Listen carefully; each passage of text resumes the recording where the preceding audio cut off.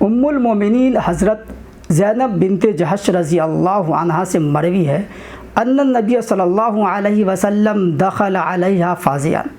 ایک دن آپ صلی اللہ علیہ وسلم گھبرائے ہوئے میرے پاس آئے، فیقول، اور آپ فرمانے لگے، لا الہ الا اللہ، اللہ کے سوا کوئی معبود نہیں، ویل للعرب من شر قد اقترف، عرب کی جن چیزوں سے تباہی، بربادی اور ہلاکت ہونے والی ہے وہ بہت قریب آ چکی ہے، فتح الیوم من ردم یاجوج و ماجوج مثل ھذا،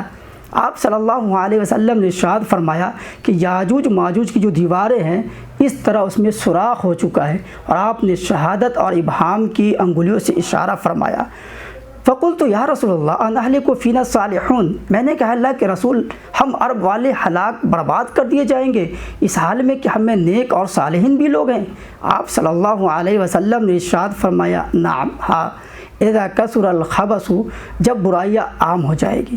اس حدیث کو امام بخاری علیہ رحمہ نے بیان فرمایا ہے کہ قرب قیامت اس طرح کے واقعات پیش آئیں گے۔ اگر اس حدیث کی روشنی میں آج کی عرب کا معائنہ کرے، مشاہدہ کرے، جائزہ لے تو یہ بات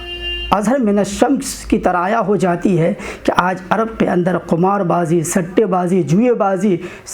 شراب نوشی اور اسی طرح عریانیت، فحاشات کا بازار گرم ہے۔ پورا عرب اس کے اندر کمپٹیشن کر رہا ہے، وہاں دیکھ رہے ہیں کہ آپ صدی میں